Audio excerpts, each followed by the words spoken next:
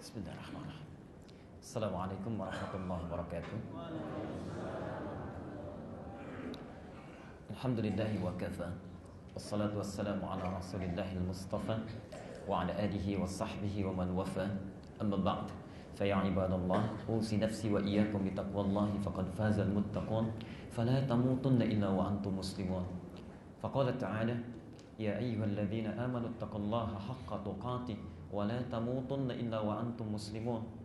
Wa qala ya ayyuhan nasu ittaqu rabbakumul ladzi khalaqakum min nafsin wahidah wa khalaqa minha zawjaha wa batha minhuma rijalan katsiran wa nisaa'a wattaqullaha alladzi tasaaluna bihi wal arham innallaha kana 'alaikum raqiba. Bapak dan Ibu sekalian, saudara-saudariku rahimani wa rahimakumullah, semoga Allah senantiasa melekatkan rahmatnya kepada kita, mencintai kita, dan menilai aktivitas kita sebagai ibadah yang diikhlaskan kepadanya, sehingga memiliki bekal yang cukup sebelum kita kembali kepada Allah Subhanahu wa taala. Kita awali pertemuan kita dengan bersyukur kepada Allah Subhanahu wa taala. Allah masih memberikan kesempatan yang luas, waktu yang senggang, kita dapat meluangkan waktu untuk mendekati Allah melalui tuntunan agamanya. Semoga waktu yang kita luangkan di hari ini dinilai oleh Allah sebagai kebaikan terbaik yang pernah kita persembahkan selama hidup kita.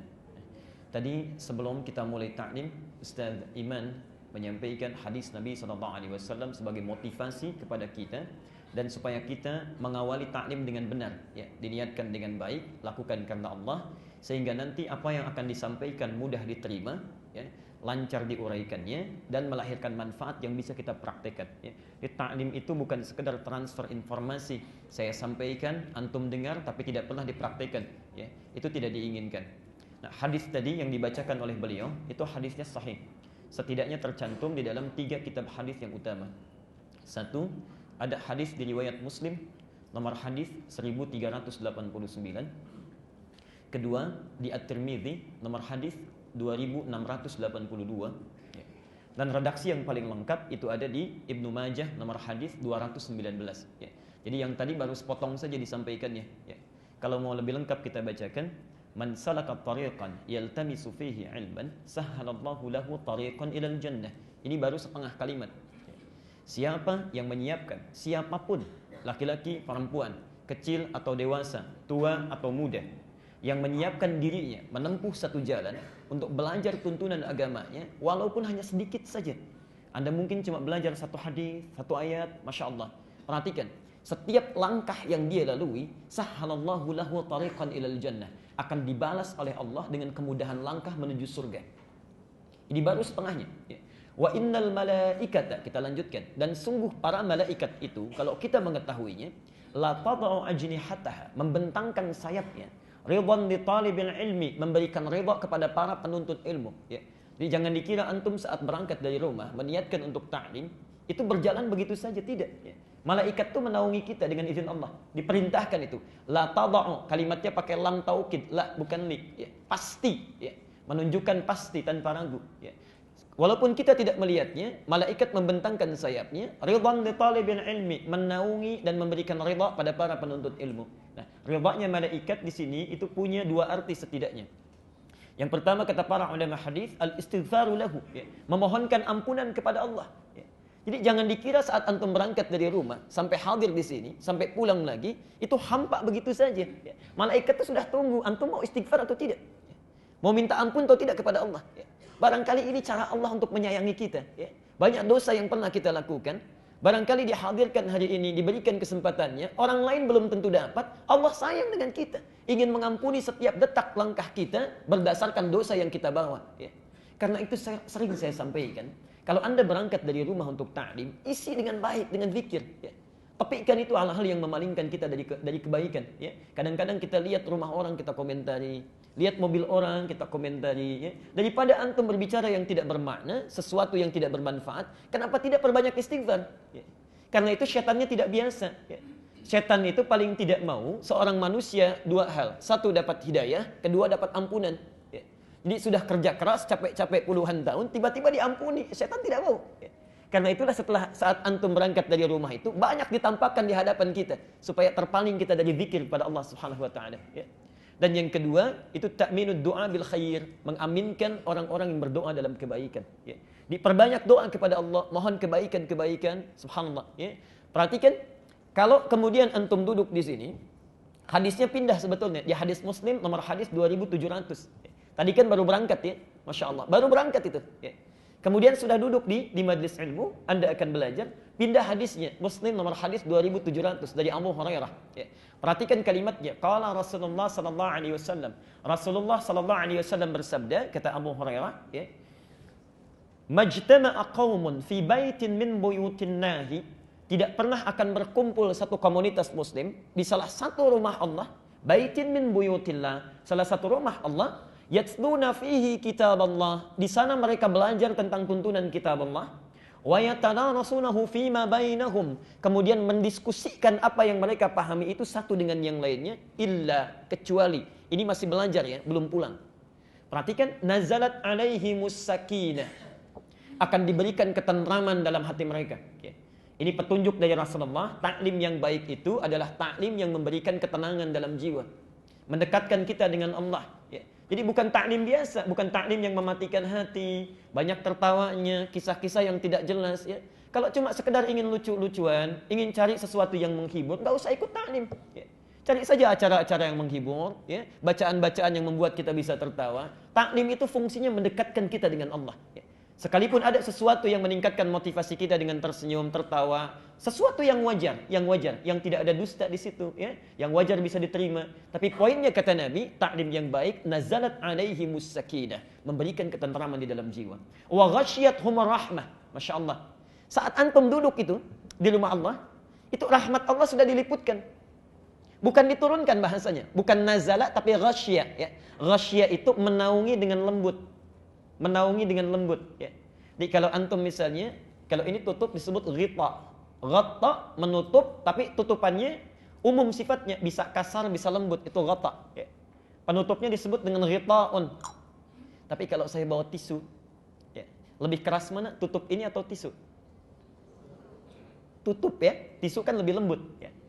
Saya tutupkan dengan tisu yang lebih lembut. Itu disebut dengan ghisya'un. Ghisya, penutup yang halus, lembut. Jadi Allah ingin menggambarkan, saking sayangnya dengan penuntut ilmu, rahmatnya pun ditutupkan dengan bukan penutup yang kasar, sifatnya lembut. Ya. Sampai kita nggak sadar itu. Ya. Tapi Allah sudah tuangkan rahmat. Nah, rahmat ini pernah saya sampaikan dalam satu pertemuan. Tidak disebutkan kalimat rahmat dalam Al-Quran, kecuali menunjuk pada 3 makna. 3 makna. Ya. Makna pertama, ya, adalah ampunan dari dosa yang sudah berlebih. Banyak dosanya. Ya. Dalam bahasa Quran disebut dengan israf. Israf. Ya. Jadi kalau ada orang cuma bohong saja, ya, yang ini mencuri, yang itu mabuk-mabukan, macam-macam misalnya. Tapi kalau yang ini, Masya Allah, semua dikerjakan. Pernah bohong, pernah mabuk, pernah mencuri. Masya Allah. Ya. Itu disebut israf. Quran surah 39 Az-Zumar ayat 53. Ya. Perhatikan kalimatnya. Qul ya ibadiyalladzina asrafu ala anfusihim. Katakan Muhammad, pada hamba-hambaku, Masya Allah. Ya. Orang yang banyak dosanya pun itu masih diaku hamba oleh Allah. Ya. Masih diakui itu. Qul ya ibadi, hambaku katanya. Ya. Coba bayangkan, lukiskan, ya, bandingkan dengan kita. Kalau bapak ibu di rumah punya anak bukan sekedar nakal. Ya, dalam tanda petik durhakanya luar biasa. Ya. Sudah pada ayahnya dijelek-jelekkan, ibunya dipojokkan, ya. Rumah tangga dikacaukan, fitnah dihadirkan. Ya. Tiba-tiba maaf. Setelah itu datang ke rumah untuk minta maaf, ingin kembali lagi. Diterima atau tidak? Diterima atau tidak? Ya. Antum diterima dengan tangan terbuka atau tertutup dulu? Tersenyum atau cemberut dulu? Ya. Masya Allah. Saya tidak yakin itu. Baru ketuk pintu, Assalamualaikum. Ada apa kemari? Lain tuh. Kadang-kadang anak di rumah pun sudah tidak kita akui, kamu bukan anak saya lagi, ya. Masya Allah. Ya. Itulah bedanya Khalik dengan makhluk. Bedanya Allah dengan hambanya. Allah itu tidak. Sepanjang Anda mau kembali, qul ya ibadi, katanya ibad, hambaku sini. Dosa sebesar apa dosa yang pernah kamu perbuat? Ya. Sebesar apa? Ya. Asrafu, qul ya ibadiyalladzina asrafu, yang sudah banyak dosanya terliputi, israf. La taqnatu min rahmatillah. Jangan putus asa dari rahmat Allah. Sini. Sini, hadis qudsi, kamu datang berjalan, kamu datang merangkak, saya berlari. Kamu berjalan, kamu datang merangkak, saya berjalan. Kamu berjalan, saya berlari. Ya. Jangan dilukiskan, maksudnya cepatnya Allah merangkul kita. Maaf, seakan-akan saat kita datang ke sini, Allah itu sedang menunggu. Siapa yang ikut ta'lim hari ini? Ya, Masya Allah, ada rahmat Allah ditawarkan. Ada enggak yang merasa punya dosa? Ayo perbanyak istighfar, minta ampun. Jadi kalau antum sudah hadir di majlis ta'lim, ustadznya belum ada, jangan sibukkan dengan ngobrol, minta pada Allah. Minta ya, ingat dosanya. Mohon maaf, maafkan saya kalau kata-katanya barangkali kurang berkesan. Kita tidak tahu kapan kita meninggal. Barangkali Allah itu saking sayangnya, sebelum meninggal, wallahu a'lam, keluar dari masjid ini mungkin kita meninggal dunia. Saking sayangnya diajak ke sini, dihadirkan. Coba ukur, mungkin banyak dosanya pernah kita lakukan. Masya Allah. Ya. La taqnatu min rahmatillah. Ayo minta saya ampuni saat ini. Ya. Itu bagian rahmat yang pertama. Ya. Yang kedua, rahmat itu bisa berarti solusi dari persoalan yang sedang dihadapi. Masalah yang dialami. Ya. Itu ada di Al-Baqarah, Quran surah kedua, ayat 155 sampai 157. Perhatikan kalimatnya. وَلَنَبْلُوَنَّكُمْ بِشَيْءٍ مِّنَ الْخَوْفِ وَالْجُوعِ وَنَقْصٍ مِّنَ الْأَمْوَالِ وَالْأَنفُسِ وَالثَّمَرَاتِ وَبَشِّرِ sabirin. Setiap yang hidup pasti diuji dengan banyak masalah. Ya. Gak ada orang hidup gak punya masalah. Ya. Artinya kalau bapak ibu ingin tidak punya masalah, berarti ingin cepat meninggal itu. Ya. Selama hidup pasti ada masalah. Ya. Kata Al-Quran, akan diuji orang yang hidup dengan berbagai masalah. Ada yang sedang khawatir, gelisah. Ini wajah-wajahnya kelihatan tenang-tenang, padahal hatinya belum tentu tenang itu. Ya. Mungkin gelisah. Ya. Ada punya masalah di rumah, di kantor, ya, kehidupan sosial. Ya. Wal ju', lapang. Wa naqsin minal amwal, kekurangan harta benda. Ya. Silakan dipurnakan dulu. Sudah? Ya, gak apa-apa, dipenuhi saja. Kalau di luar masih di dalam masih penuh, boleh merapat, gak ada masalah. Silakan. Ya. Kalau sudah penuh, saya di luar juga gak ada masalah. Yang penting itu masuk. Baik. Ya. Insyaallah. Bismillah. Sudah? Insyaallah. Kalau masih ada di dalam, lebih baik ke dalam daripada di luar. Nanti saya bacakan hadisnya, ya, keutamaannya. Sudah? Baik. Allahumma shalli ala Muhammad.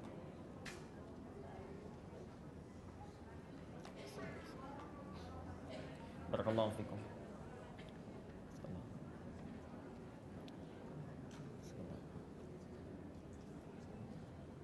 Sudah? Baik. Saya teruskan ya. Wa basyiris sabirin. Nah, ini rumus dalam Al-Qur'an. Dan berikan kabar gembira, lapangkan orang-orang yang sabar saat diuji. Ya.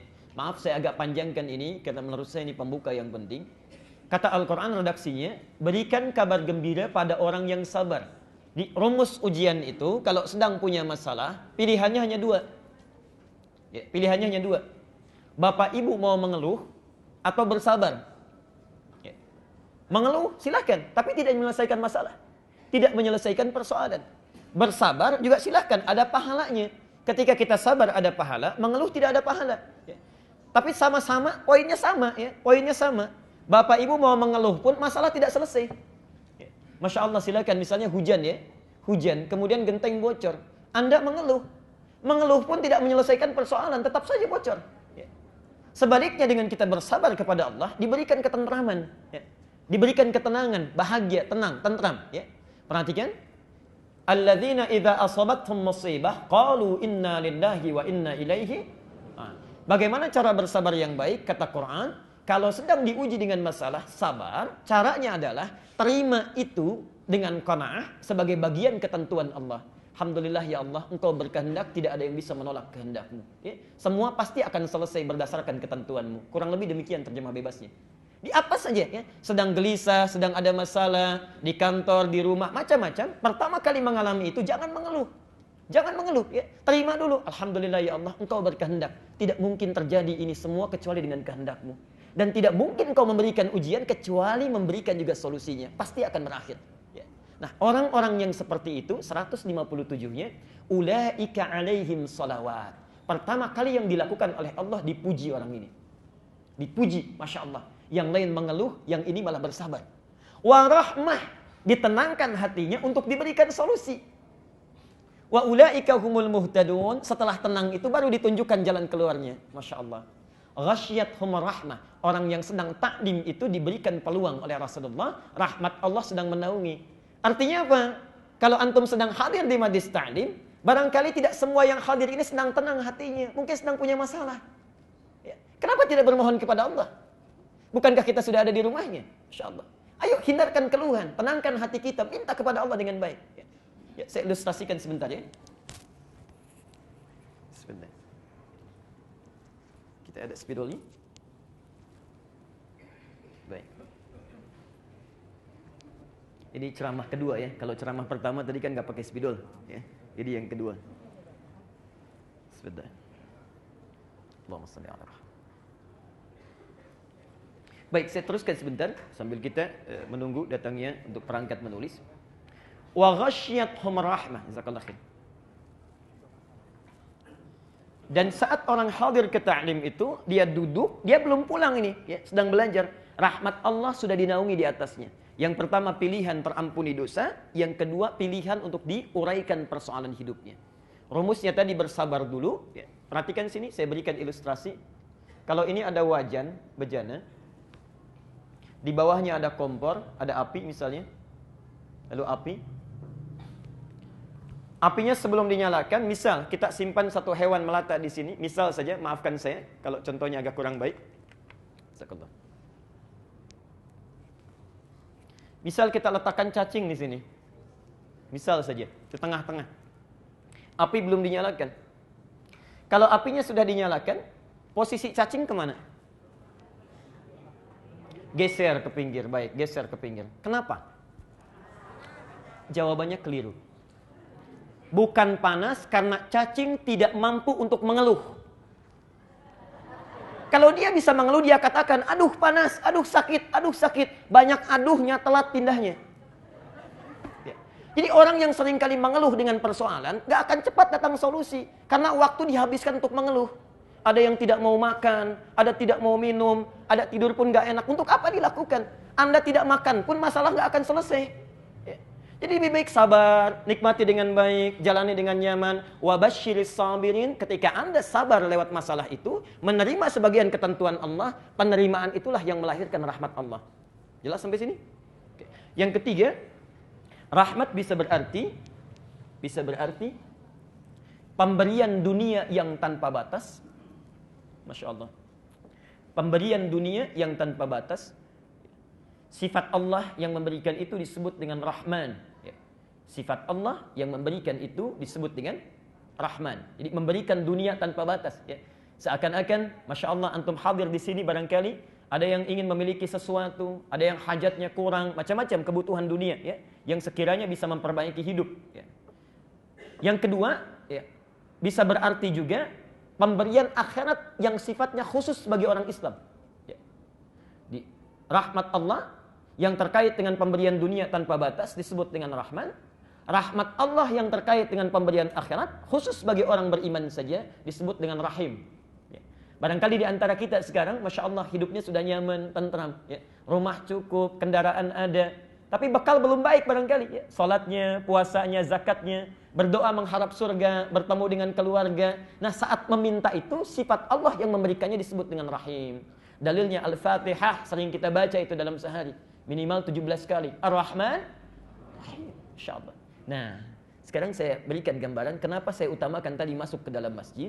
Ketika Anda masuk ke masjid melangkahkan kaki kanan, masuk ke masjid langkahkan kaki kanan, keluar langkahkan kaki kiri. Perhatikan, saat masuk itu apa yang diucapkan doanya? Allahumma ftahli abwaba. Di sini rahasianya. Di sini rahasianya. Perhatikan betul ya. Beda antara masuk rumah Allah dengan rumah kita. Ya. Rumah antum saja ada adabnya. Masuk ke rumah antum ada adabnya itu. Ya. Begitu masuk, kita ketuk pintu dulu, ucapkan assalamualaikum, ya kan? Adabnya ya. Hati-hati, di rumah itu ada setan khusus yang menunggu. Ya. Namanya dasim. Ya. Setan itu banyak ya. Ada walhan, setan goda orang sedang wudu. Ya. Ada khanzab, setan yang menggoda orang sedang sholat. Ya. Bahkan kata setan ini sendiri, dia katakan, saya akan goda orang yang sholat sampai tidak sadar berapa rakaat sedang menunaikan sholatnya. Ya. Pernah punya pengalaman itu? Pasti kelihatan dari wajahnya. Ya. Baik. Itu ada di Al-Bukhari nomor hadis 608. Ya. Masuk ke rumah, ada setannya namanya Dasim. Dia menunggu ruangan. Ya. Di saat kita masuk misalnya, tidak mengucapkan Assalamualaikum, maka setan berkata kepada temannya, kita punya tempat menetap di hari ini. Jadi kalau Anda ingin mengusirnya, ucapkan Assalamualaikum, dia pergi. Dia katakan pada kawannya, kita tidak punya tempat menetap di hari ini. Nah, Bapak Ibu sekalian, masuk ke rumah Allah, adabnya lain. Kaki kanan langkahkan, diucapkan Allahumma ftahli abwaba. Lihat sini ya, doanya. Allahumma iftahli. Rahasianya di sini. Abwaba rahmatik.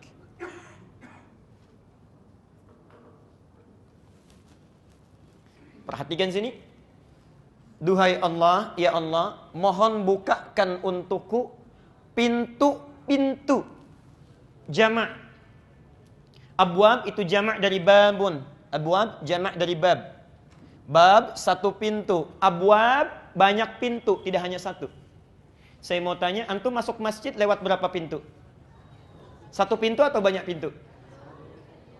Banyak pintu. Jadi masuk ke sini, keluar lagi, masuk lagi dari sana gitu ya. Satu pintu kita. Cuma satu pintu, ada yang dari sana masuknya, dari sini satu pintu. Tapi menariknya, ketika masuk lewat satu pintu, Allah membalas dengan 3 pintu. Perhatikan. Masuk lewat satu pintu, dibalas lewat 3 pintu. Masya Allah. Ya. Ibrahim, Quran surah 14 ayat ke-7 itu. La in syakartum la azidannakum. Masya Allah. Al-An'am ayat yang 160 itu. Man jaa bil hasanati falahu asyru amthaliha. Antum ngasih 1, Allah balas 10. Masya Allah. Antum masuk ke masjid, baru masuk, belum apa-apain, belum melakukan apapun, masuk lewat satu pintu, dibukakan 3 pintu oleh Allah. Pintu apa? Rahmat. Tadi yang saya terangkan. Jadi sebetulnya saat Anda memasuki masjid rumah Allah, itu Allah sudah menunggu. Perlu rahmat apa? Adakah yang sedang punya persoalan? Ayo silahkan masuk, salat 2 rakaat, minta pada Allah. Adakah di antara kalian yang sedang punya banyak dosa? Saya sudah bukakan pintu kebaikan untuk taubat. Ada yang mau taubat tidak? Adakah di antara kita yang sedang punya hajat dunia, hajat akhirat? Ayo minta. Jadi sibukkan diri kita, itu baru masuk Bapak Ibu sekalian. Dan yang paling luar biasa, orang taklim, Allah tidak menunggu lagi, diliputkan di atasnya itu. Ayo, mau minta apa? Tinggal kita mohon saja Allah turunkan kebaikannya, sepanjang benar cara memintanya. Itu baru yang kedua. Yang ketiga, wahaffathumul malaikah. Malaikat berkerumun mengikuti keadaan itu untuk menunggu. Ada enggak yang mau berdoa diaminkan? Yang mau istighfar dia mohonkan kebaikan-kebaikannya. Dan yang terakhir, yang keempat, saya agak cepat ya, karena pengantar. Yang keempat, wa dzakarahumullahu fi man indah. Saat mereka masih belajar itu, Allah menyanjung-nyanjung penuntut ilmu itu di sekitar malaikat yang ada bersanding bersamanya. Insyaallah. Di antum jangan dikira biasa saja itu. Ketika sudah duduk, kita ikut ta'lim, itu Allah menyanjung kita. Ya. Masya Allah, hambaku mau belajar. Masya Allah, hambaku mau mendekat kepadaku. Hadisnya sahih. Hadis Muslim nomor hadis 2700. Ya. Nazalat alaihimus sakinah, diberikan ketentraman. Wa ghasyiyathumur rahmah, diliputi oleh rahmat. Antum tinggal pilih saja. Ya. Satu di antara 3 itu. Ya. Wa haffathumul malaika, malaikat bergabung. Ya. Masya Allah. Dan yang keempat, wa dzakarahumullahu fi man indah. Dan kalau ilmunya diamalkan, pulang dari sini kemudian antum amalkan, maka amalan kita itu lebih utama seperti keutamaan rembulan dibandingkan dengan seluruh planet yang ada di jagat raya ini. Saya teruskan hadis yang pertama tadi, wa fadlul alim, dan keutamaan seorang penuntut ilmu kalau dia beramal dengan ilmunya, alal abid, dibandingkan seorang hamba yang tidak punya ilmu tapi dia beribadah, ka fadlil qamari ala sairil kawakib, seperti keutamaan rembulan dibandingkan dengan planet yang ada di seluruh jagat raya ini. Para ulama mengilustrasikan pahalanya itu seperti minimal 1000 bulan. Insya Allah. Itu penghargaan Allah kepada kita. Tidak cukup sampai dengan pahala saja. Allah akan mudahkan kehidupannya bila mengamalkan ilmunya. Dalilnya langsung Quran. Langsung Quran. Quran surah ke-16 ayat 97. Quran surah ke-16 ayat 97. An-Nahl. Baik. Sudah? Sekarang mari perhatikan ayatnya. Man amila salihah. Man amila salihan. Siapa yang mengerjakan satu amal saleh saja. Satu amal saleh saja. Jadi ada amila salihan, ada amilus salihat. Wal 'asr innal insana lafi illal ladzina wa amilus salihat. Kalau amilus salihat itu banyak ya. Salat, zakat, sedekah, ikut ta'lim, itu semua amilus salihat. Tapi di ayat ini yang diminta enggak usah banyak-banyak. Man amila salihah. Siapa yang mengerjakan satu saja amal saleh, min dzakarin aw untha, tidak peduli dikerjakan oleh laki-laki ataupun perempuan. Ya. Masya Allah. Mengerjakan amal saleh satu saja, baik lelaki ataupun perempuan, tapi syaratnya hanya satu, wa huwa mu'minun. Wa huwa mu'minun. Dan amal ini dilakukan betul-betul yakin karena Allah, bukan karena yang lain. Ini tadi yang ditegaskan oleh Ustaz Iman sebelum kita memulai ta'lim. Ya. Wa huwa mu'minun. Amal saleh ini mesti dilakukan dengan iman. Maksudnya yakin karena Allah, bukan karena yang lain. Ya. Karena Allah. Man amila salihah. Siapa yang mengerjakan satu amal saleh saja. Satu, enggak perlu banyak-banyak. Min dzakarin aw untha. Dilakukan oleh lelaki ataupun perempuan. Wa huwa mu'minun, syaratnya dilakukan dalam keadaan yakin karena Allah, bukan karena yang lain. Jadi maaf sekali lagi, ya. Sekali lagi mohon maafkan saya kalau kata-katanya barangkali kurang berkenan. Saya punya keyakinan setiap orang yang datang taklim ke sini itu motifnya agak beda-beda. Walaupun awalnya tertanam dalam sanubarinya karena Allah, iya karena Allah. Tapi ada kadang-kadang yang menyertai, ingin lihat ustadznya, ingin ketemu dengan teman, ya, ingin tahu pengalaman, macam-macam. Nah, yang seperti ini nggak akan dapat, ya. Memang dapat ilmunya, dapat pencerahannya, tapi Allah tawarkan satu kebaikan tambahan. Siapa yang datang melakukan karena Allah, tak peduli siapa yang mengajarkannya, di mana tempatnya, dilakukan karena Allah. Perhatikan, falanuhyiyannahu hayatan thayyibah. Masya Allah. Dan Allah berikan pada antum semuanya thayyibah.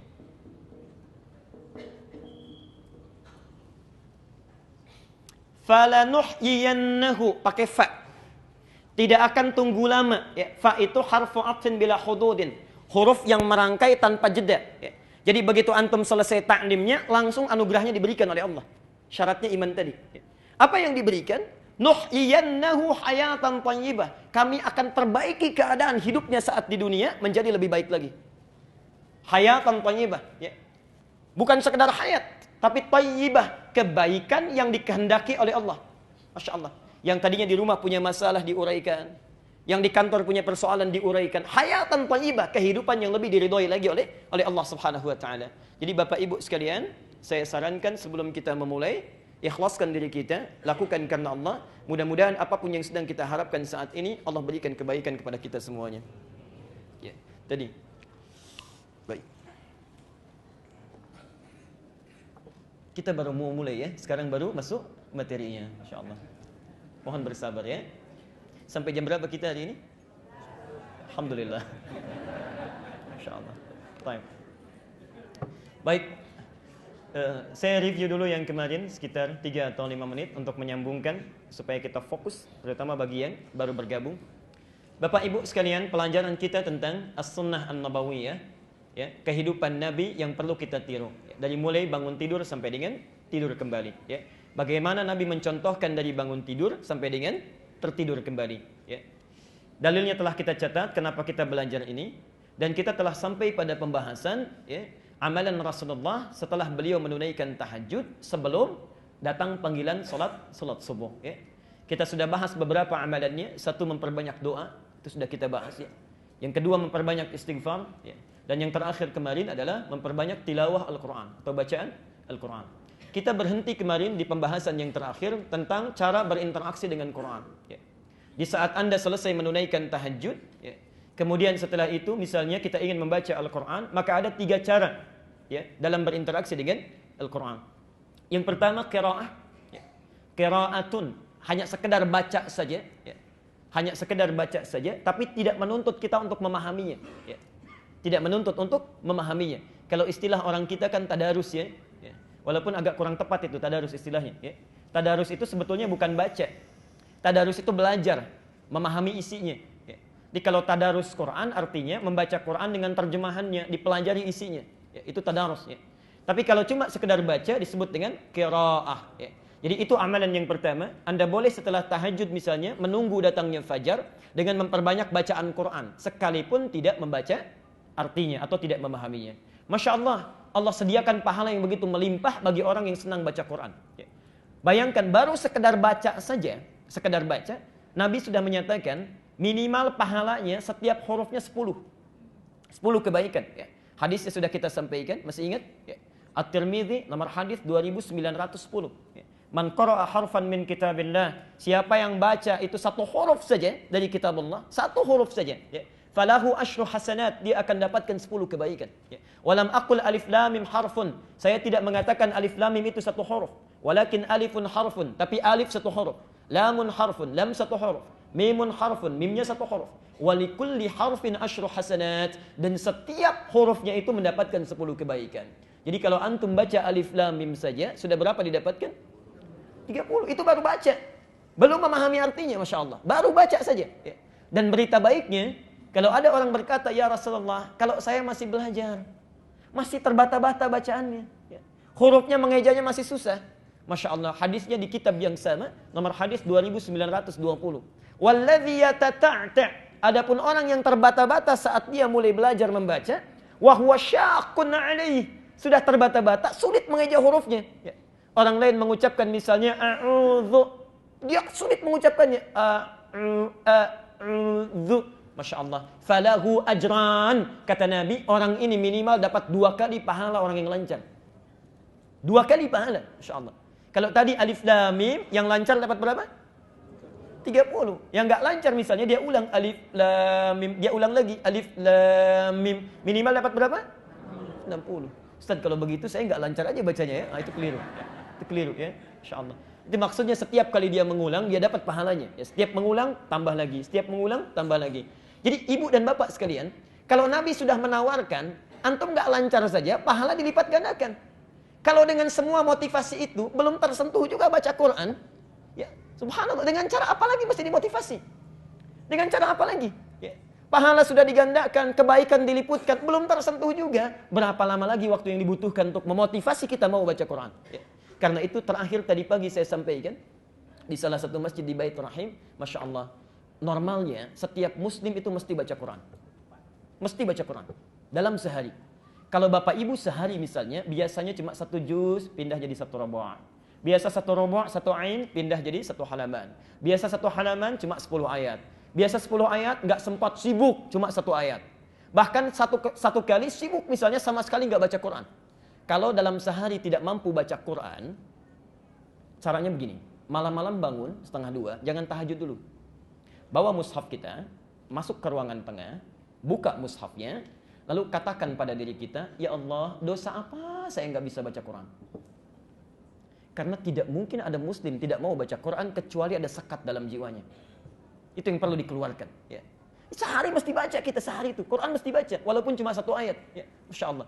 Nah, yang kedua, bisa juga dengan qiraah sudah kita lakukan, lancar bacanya, maka levelnya naikkan. Jangan cuma sekedar baca tapi pahami. Disebut dengan tilawah. Tilawah Al-Quran.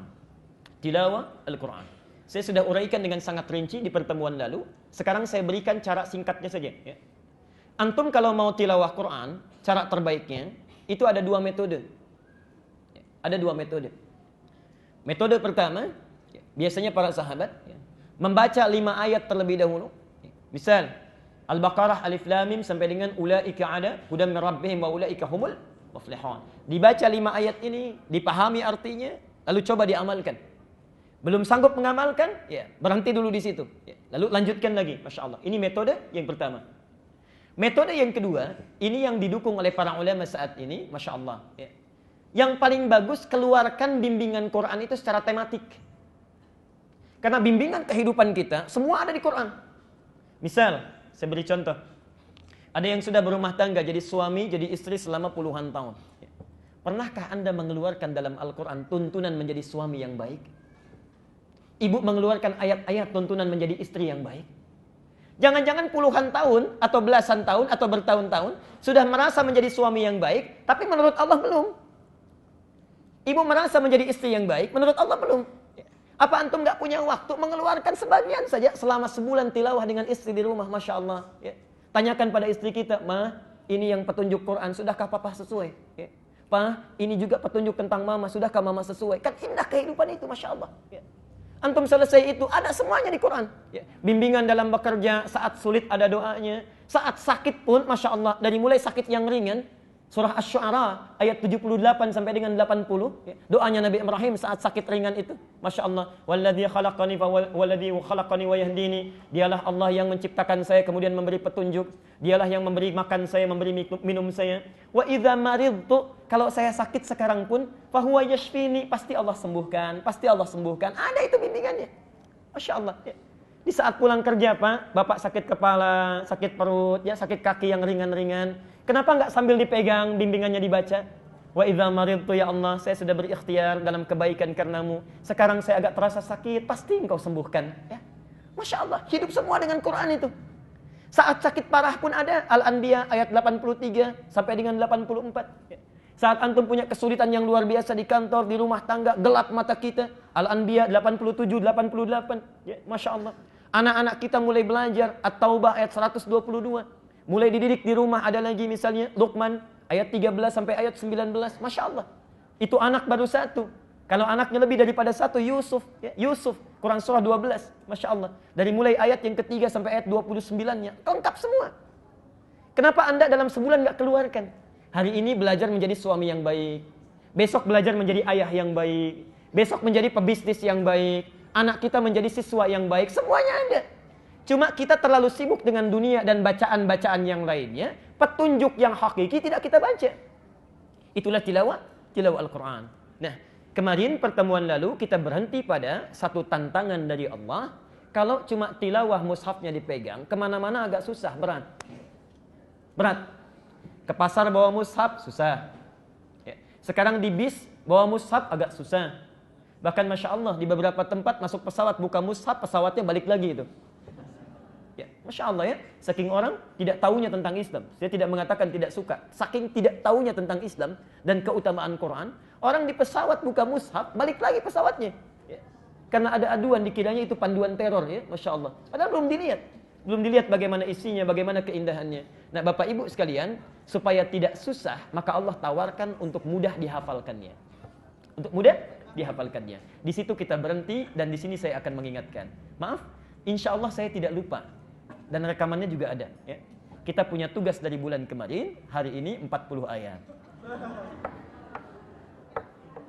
Saya yang khusnuzan pada Allah karena syaratnya tidak mungkin masuk ke masjid kecuali ayatnya sudah dihafalkan. Insya Allah. Sudah hafal Qurannya? Sudah mulai menghafal? Nah. Kalau Anda menghafal kurang dari 40 ayat, artinya berhasil itu hafalannya. Walaupun cuma 1 ayat, 2 ayat, 3 ayat, 5 ayat, karena pemula yang menghafal Quran sebaiknya tidak melebihi daripada 10 ayat. Ya. Karena ada hikmah nanti di balik itu. Ya, ada hikmah di balik itu. Nah, saya ingin berikan dulu yang tidak saya sampaikan di pertemuan yang lalu. Perhatikan sini.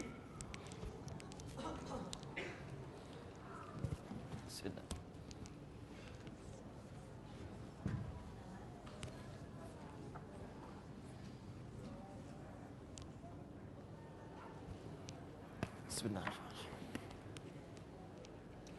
Kemarin kita diajarkan teori bagaimana menghafalkan Quran dari mula, ya, dalam jeda selama sepekan sampai dengan selama 1 bulan. Ya. Dengan harapan itu teorinya sudah didapatkan, kita bisa praktikkan. Perhatikan sini, Bapak Ibu sekalian, ternyata menurut para penelitian ahli qiraat, orang-orang yang benar belajarnya, belajar Quran, pertama kali menghafal itu tidak banyak yang dihafalkan. Bahkan seorang guru pun kalau ingin mengecek orang yang baru pertama kali menghafal, itu tidak banyak yang diberikan. Paling banyak 5 ayat. Apa di antara hikmahnya? Masya Allah. Karena itu saya pernah ajarkan, kalau Bapak Ibu masih ingat, ya, hari Senin itu tidak menghafal. Ya. Sabtu 3 ayat, Ahad 2 ayat, setelah 5 ayat, Senin nggak menghafal sama sekali. Ya. Mengulang. Nah, mengulang itu bukan sekedar melekatkan ingatan, tapi memperbaiki makhraj. Ya. Makhraj.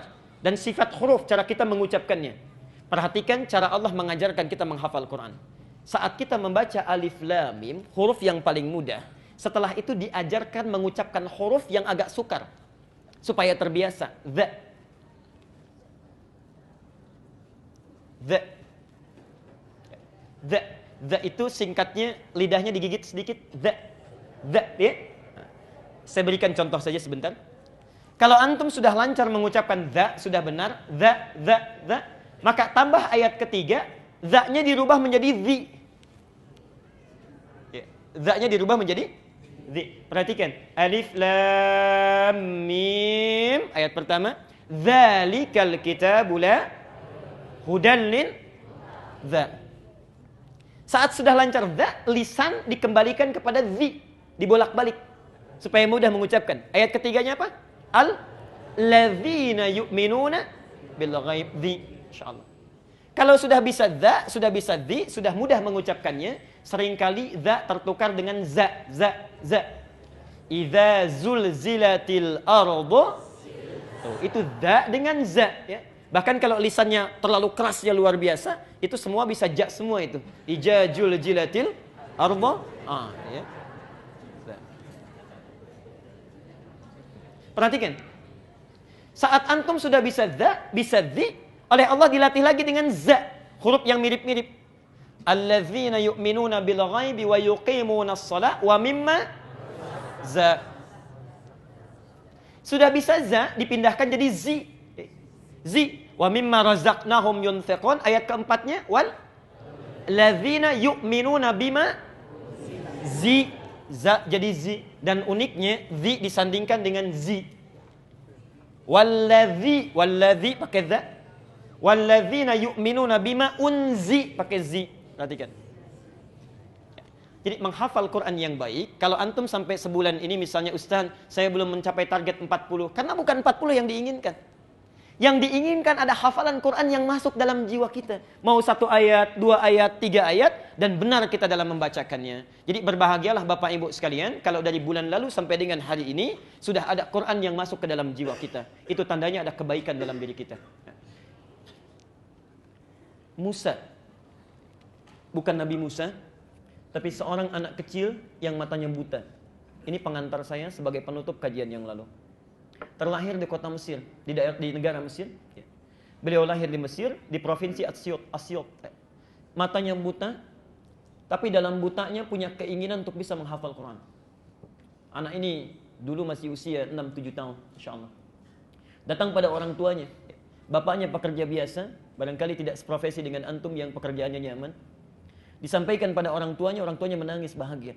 Mulai saat itu direncanakan harus belajar dengan baik. Bapaknya membawa motor ala kadarnya, dimodifikasi supaya memudahkan dia belajar. Ditetapkanlah belajar pada seorang guru yang jarak dari rumahnya itu 20 km. Guru yang baik. Anaknya dibonceng menjelang asar. Bapaknya memodifikasi motornya. Di depannya itu ditampilkan seperti layar di dashboardnya itu. Jadi anaknya di belakang mulai menghafalkan Qurannya, insyaallah. Bapaknya di depan pegang catatan ayatnya. Di jalan itu nggak ada yang sia-sia, masya Allah. Sambil lihat ke depan, begitu anaknya hafalan, bapaknya lihat ke bawah. Di jalan nggak ada ngobrol, nggak ada apa. Anaknya menghafal di belakang, bapaknya mengecek lagi hafalan. Semuanya itu bermakna. Begitu tiba di tempat tujuan pada gurunya, subhanallah, sudah jauh-jauh datang 20 km, sampai di sana, gurunya cuma minta bacakan 1 ayat. 1 ayat saja, insya Allah. Sampai kemudian pulang lagi, datang lagi, diminta suruh baca ayat 1 lagi. Jadi cuma 1 saja. Sampai anak ini mengatakan pada bapaknya, kita sudah jauh-jauh Pak, katanya datang ke sini, cuma diminta baca 1 ayat. Kata bapaknya, tidak mungkin ada guru memberikan petunjuk kecuali kebaikan. Ikuti saja nak, bersabar. Masya Allah, ternyata gurunya itu sedang mengobati dulu penyakit-penyakit di lisannya. Di huruf yang belum sempurna diucapkan, disempurnakan, didengar, disempurnakan. Ketika sampai 1 juz, semua makhraj sudah benar. Ketika semuanya sudah benar, kesananya semakin mudah, tidak ada yang diluruskan lagi. Masya Allah. Tidak ada yang diluruskan lagi. Tapi yang paling luar biasa, saya ingin sampaikan, anak ini kemudian hafal Quran. Hafal Quran. Bapaknya yang nganter nggak hafal Qurannya, anaknya yang nggak bisa lihat hafal Qurannya. Masya Allah, ketika pulang sampai di rumahnya, diketahui kisah ini oleh salah seorang reporter dari stasiun televisi. Datang ke situ, ini poinnya. Datang, kemudian diminta dicek hafalan Qurannya. Masya Allah. Di akhir kemudian ditanya. Perhatikan. Ya Syekh Musa. Saya langsung lihat tayangan ini. Ibu sekalian, bapak sekalian. Ini orang tuanya duduk-duduk seperti ini. Anaknya diwawancara dengan penuh senyuman. Ditanyakan. Ya Syekh Musa. Wahai katanya Syekh Musa. jika Anda sekarang diperkenankan oleh Allah untuk berdoa meminta, ya, apa yang akan Anda minta? Apakah minta untuk bisa melihat? Apa yang Anda minta? Apakah Anda minta untuk bisa melihat? Ana sudah hafal Quran, dekat dengan Allah, ya, ibadahnya luar biasa. Ditanya, kalau Anda meminta sekarang, apakah Anda minta untuk bisa melihat? Perhatikan jawabannya. Wallahi, demi Allah saya katakan kalian, kalau saya diperkenankan kepada Allah untuk memohon saat ini, saya akan memohon untuk terus dibutakan sampai hari kiamat. Agar Allah berkenan membutakan saya sampai hari kiamat, karena dengan buta ini saya bisa menghafalkan Quran. Saya takut kalau dikembalikan bisa melihat kembali, saya takut Quran meninggalkan saya. Kalimat yang pertama. Dan yang kedua, perhatikan, belum selesai kalimatnya. Dan demi Allah saya katakan, Quran ini akan saya bawa menghadap kepada Allah. Saat saya sendirian menghadap kepadanya, lalu saya katakan, ya Allah, saya sudah berusaha untuk menghafalkan Quran saya. Maka mohon ringankan azab saya kalau saya mesti dihukum di akhirat ini dengan Quran yang telah saya hafalkan. InsyaAllah. Ustaz, saya telah berusaha menghafalkan Quran saya. Maka mohon ringankan azab saya kalau saya mesti dihukum di akhirat ini dengan Quran yang telah saya hafalkan. InsyaAllah. Bapak Ibu sekalian, kalau anak yang buta saja tidak bisa melihat, Allah mudahkan dia untuk bisa menghafal, dia bawa, masih merasa banyak dosanya, maka kenapa antum yang masih diberikan penglihatan, waktunya masih panjang, diberikan kesempatan, sampai hari ini belum mau menghafal juga? Dengan cara apa lagi mesti diingatkan? Dengan cara apa lagi? Karena itu bertakwalah kepada Allah, setidaknya sebelum pulang, bawa hafalan Qurannya. Sampaikan pada Allah, saya telah berusaha ya Allah, di sisa hidup saya, yang sebelumnya pernah saya sia-siakan, sholat seringkali tertinggal, Quran jarang dibaca, saya telah berjuang sebelum meninggal telah saya hafalkan. Mohon ringankan azab saya sekalipun saya mesti dihukum. Ya. Kalau sampai sekarang belum tersentuh juga sekedar untuk baca, apa yang antum akan bawa di akhirat nanti? Ya. Karena itulah bertakwalah kepada Allah, terutama yang usianya lebih daripada 40 tahun. Atau sampai 40 tahun. Al-Ahqaf itu langsung turun keterangan Allah. Quran surah ke-46 ayat ke-15. Ya. Perhatikan kalimatnya di sana. Ya. Orang-orang yang sudah sampai usia 40 tahun seharusnya sudah banyak berdoa dan merencanakan amalan. Qala rabbi auzi'ni an ashkura ni'mataka allati an'amta 'alayya wa 'ala walidayya wa an a'mala salihan tardah. Wa an a'mala salihan tardah. Lihat sindirannya di ayat ini. Lihat ya, saya katakan sindiran dalam tanda petik. Kata Allah, seorang yang sampai dalam usia 40 tahun dalam hidupnya, dia mesti mensyukuri aktivitas hidupnya. Mesti mensyukuri usia yang telah diberikan oleh Allah kepadanya. Masya Allah, perhatikan ya, orang cuma diberikan 4 tahun, cuma diberikan 5 tahun, tiba-tiba wafat. Antum 40 tahun, amalan kan banyak bisa dilakukan. Ya. Masya Allah, orang cuma 4 tahun, cuma 5 tahun, ya. Dia kemudian wafat, antum diberikan 40 tahun, 50 tahun, banyak sekali amalan yang bisa direncanakan. Ya. Kita bisa sholat sunnah diperbanyak, ya. Bisa tahajudnya banyak, baca Qurannya banyak. Masya Allah banyak waktunya. Ya. Maka dari itu kata Al-Quran, kalau sudah sampai usia itu, perbanyak doa untuk bersyukur. Rabbi auzi'ni an ashkura ni'mataka allati an'amta 'alayya. Duhai Allah, bimbing saya untuk bisa mensyukuri nikmatmu yang telah Engkau berikan kepada saya. Wa 'ala walidayya. Dan pada ibu bapak saya yang telah melahirkan saya, merawat saya sampai saya tiba di usia ini. Tapi yang paling menarik, perhatikan. Tidak ditutup sampai di sini, kata Al-Quran, wa an a'mala salihan tardah. Dan tolong bimbing saya untuk memperbaiki aktivitas hidup saya yang lebih Engkau ridhai. Nah, kalimat terakhir ini itu sindiran dari Quran. Seakan-akan mengatakan, hei, ada hambaku yang sudah diberikan usia sampai 40 tahun, tapi hidupnya itu sia-sia. Amalnya tidak Allah ridhai. Masya Allah, anak usia 4 tahun di Palestina sudah hafal 10-15 juz Quran. Ini 40 tahun, 1 juz pun belum hafal, kemana aja? Ya. Anak usia 4 tahun, 5 tahun, sholatnya sudah bagus, puasa sudah dilatih. Ini 40 tahun, 50 tahun, Masya Allah, untuk latihan pun masih belum. Kemana aja selama ini? Ya. Maka Allah berikan isyarat, kalau sudah tahu dulu itu ada yang sia-sia, sisanya jangan disia-siakan lagi. Ya. Amal salihan tarda, rencanakan amalan supaya Allah bisa memberikan ridha. Nah. Itu kalimatnya Bapak Ibu sekalian. Tolong catat kalimat saya ini. Tolong catat. Kalau Anda, maksudnya tidak perlu dicatat di tulisan ya. Tanamkan saja dalam pikiran kita. Kalau Anda tidak mampu berlomba dengan orang soleh dalam memupuk kebaikan, maka berlombalah dengan para pendosa untuk beristighfar dan bertobat kepada Allah. Kalau Anda sampai usia sekarang, belum juga mampu berlomba dengan orang-orang soleh dalam memperbanyak kebaikan, Orang sudah menunaikan tahajud, antum sholat fardu pun masih tertinggal-tinggal. Orang sudah menghafal Quran, antum baca Quran pun masih terus didorong-dorong. Kalau nggak mampu berlomba dengan orang soleh dalam memperbanyak kebaikan, maka berlombalah dengan para pendosa untuk beristighfar dan memperbanyak taubat kepada Allah Subhanahu wa taala. Ya. Bertakwalah kepada Allah, itulah amalan para salafus saleh setelah mereka menunaikan salat tahajudnya. Kalau tidak memperbanyak doa, perbanyak istighfar atau memperbanyak bacaan Quran kepada Allah Subhanahu wa taala. Nah, sekarang kita lanjutkan, ambil satu saja untuk mempersingkat bahasan kita. Setelah melakukan itu, apa yang kemudian Rasulullah SAW lakukan? Ya, selesai menunaikan tahajud dan pendekatannya kepada Allah. Bapak Ibu sekalian, sunnah Nabi, saya urutkan dari awal ya, supaya mengingatkan kembali. Bangun dari tidur, tidak langsung berdiri, duduk dulu. Kemudian hapus bekas ngantuknya. Itu sunnah Nabinya. Ya, sudah dipraktekkan insyaAllah. Ya. Baca doa bangun tidur. Alhamdulillahilladzi ahyana ba'dama amatana wa ilaihin nusyur. Baca 10 ayat terakhir surah Ali Imran. Sudah insyaAllah? Ya, berusaha terus ya, berusaha. Baik. Setelah itu kita pergi cuci tangan kita. Ya, kemudian berwudu. Kalau berhubungan suami istri kemudian mandi dulu, janabah ya. Lalu tahajud. Tahajud tadi malam insyaallah. Ayo, ya. Jangan tunggu waktu, begitu diajarkan sekarang langsung praktekkan ya. Keluar dari masjid ada peluang dipraktekkan, praktekkan. Amalannya malam praktekkan ya. Belum pernah mulai dengan 2 rakaat, masyaallah ya. Tahajud lakukan ya. Selesai tahajud bisa perbanyak istighfar, wabil asharihum yastaghfirun. Bisa memperbanyak doa kepada Allah. Silakan antum memohon. Hadisnya qudsi sudah pernah saya sampaikan ya. Allah berikan 3 pilihan, ya ibadi, hei hambaku, sepertiga malam terakhir Allah turunkan rahmatnya ke langit dunia ya. Menawarkan 3 hal. Ya ibadi, hei hambaku, siapa yang menginginkan rahmatku aku berikan, yang berdoa aku kabulkan, yang memohon ampunan aku ampuni saat ini. Setiap malam berlangsung, setiap malam, Masya Allah. Di akhir penghujung sebelum fajar. Kemudian kita boleh perbanyak doa, dan yang terakhir perbanyak bacaan Quran, hafalan Quran atau tilawah Al-Quran.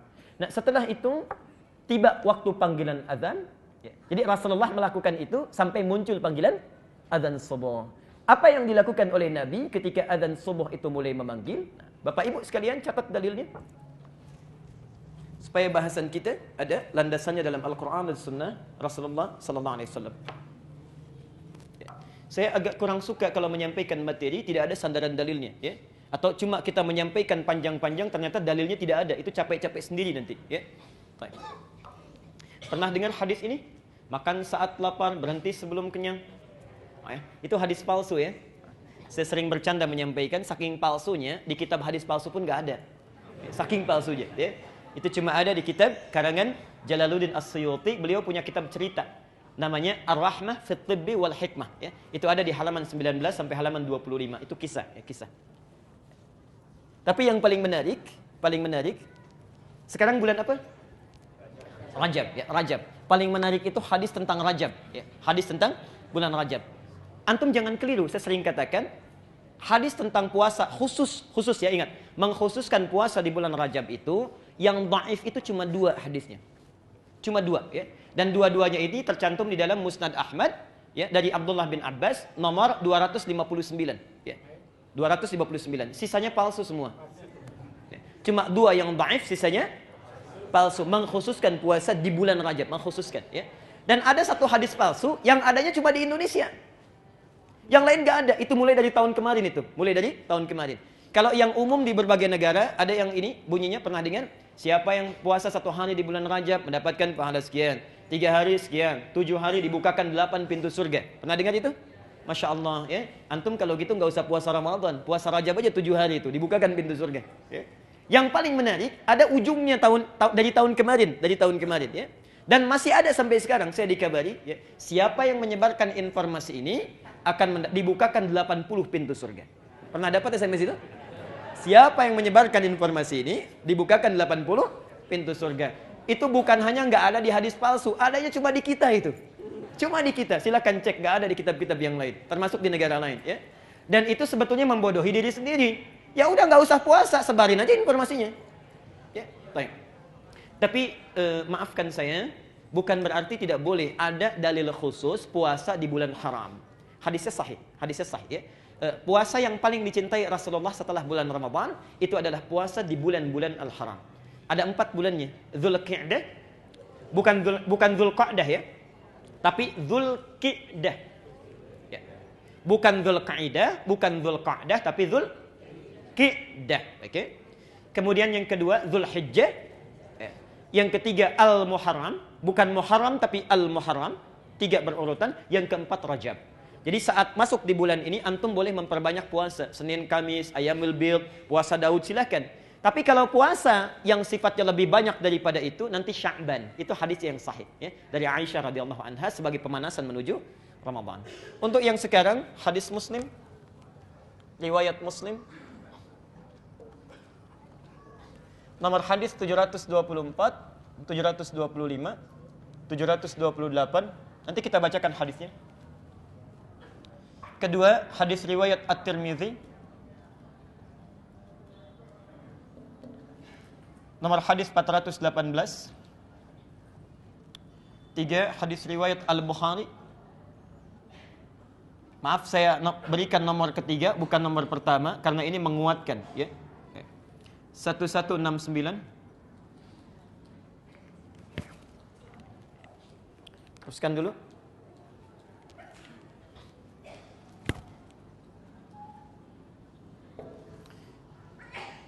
Tahqiqnya di An-Nasa'i, Sahih An-Nasa'i, yang tahqiq Syekh Muhammad Nasruddin Al-Albani,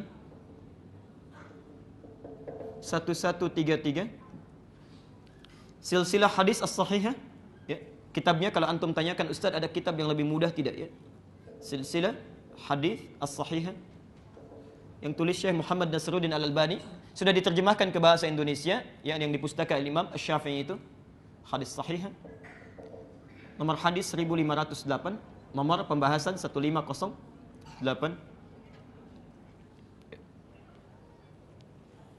Baik, sudah? Bapak Ibu sekalian, sekarang kita sudah tahajud, ya, insyaallah. Kemudian sudah beristighfar, sudah berdoa kepada Allah, memperbanyak bacaan Quran. Tiba kemudian azan subuh berkumandang. Apa yang dilakukan oleh Rasulullah? Nah, masya Allah. Ibu dan bapak sekalian, Rasulullah SAW saat azan subuh sudah memanggil, beliau menjawab panggilan azan itu, tapi masih berada di rumahnya, menunggu azan selesai. Ya. Jadi belum ke masjid, ya. Beliau berada di rumahnya, kemudian menunggu azan selesai, lantas menunaikan 2 rakaat fajar, ya, 2 rakaat sebelum salat subuh.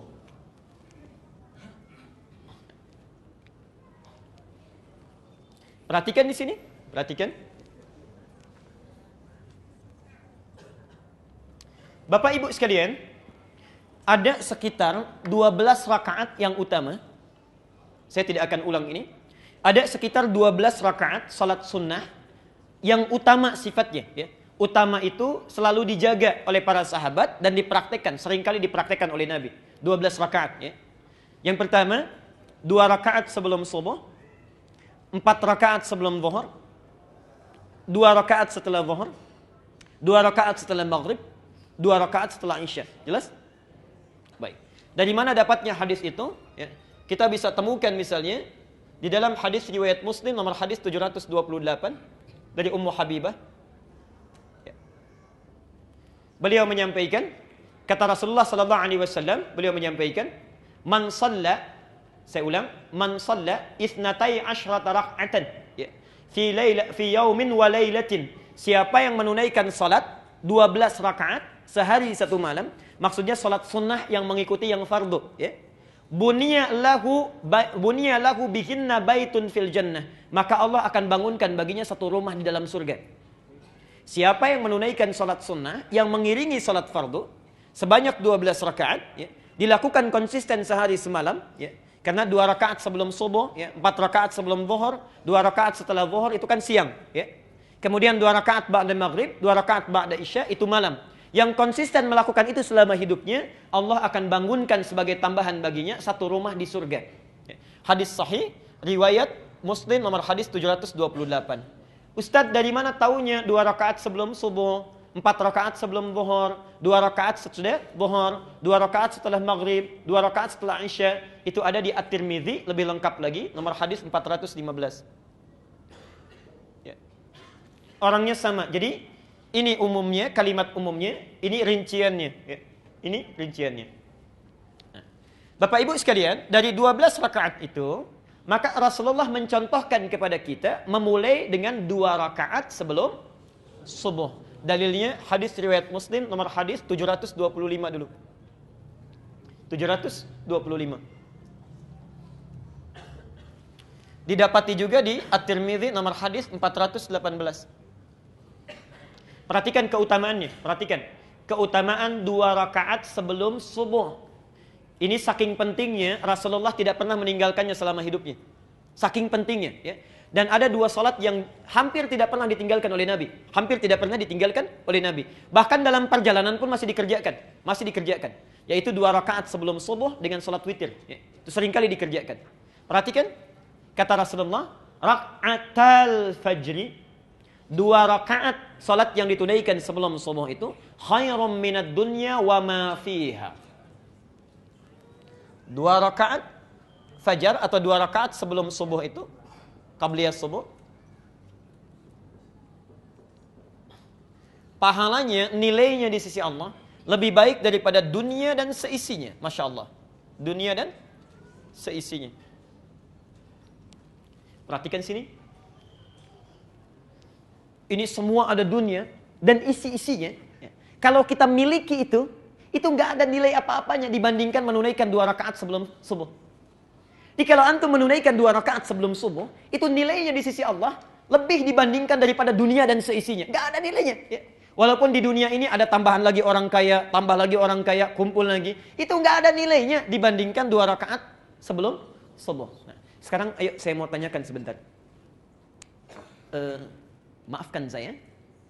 Kalau nanti Al-Ihsan bikin pengumuman, nggak usah tunggu bulan depannya. Mana DKM-nya ini? Ada DKM-nya? Pak Iman. Ustaz Iman tolong bikin pengumuman setelah ini. Yang sholat subuh di Masjid Al-Ihsan besok, masing-masing dapat amplop 500.000. Baik ya? Masing-masing dapat amplop berapa? 500.000. Siap Ustaz? Cuma diumumkan saja kan? Cuma diumumkan. Lihat sini ya. Lihat. Azan subuh jam 4 lewat 36. Datang jam berapa ke sini? Dan maaf, terbatas cuma 100 orang pertama. Datang jam berapa? Masya Allah. Jam 2. Tadi jawaban jam 2. Perhatikan. Kata Ali bin Abi Thalib, ajaban linnas, sungguh aneh manusia ini katanya. Sungguh aneh manusia ini. Sudah tahu akan meninggal, tapi nggak pernah serius menyiapkan bekal untuk meninggalnya. Ya.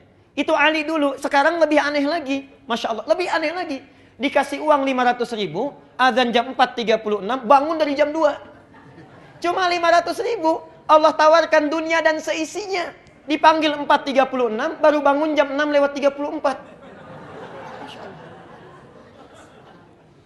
Ini kan aneh ya, aneh sebetulnya. Allah tiap hari tawarkan, lebih baik daripada dunia dan seisinya, kumpulkan pahala. 500.000, Masya Allah. Dari jam 2 kita siap-siap. Tiap hari ditawarkan, subuh terlambat terus. Berubahnya mau kapan? Kurang apa lagi mau dimotivasi? Masya Allah. Ini bagian yang pertama. Nah, Bapak Ibu sekalian, saking pentingnya ini, jadi di hadis itu setidaknya ada 3 kalimat lebih baik daripada dunia dan seisinya. Misal di Al-Bukhari, nomor hadis 2639. Al-Bukhari, nomor hadis 2639.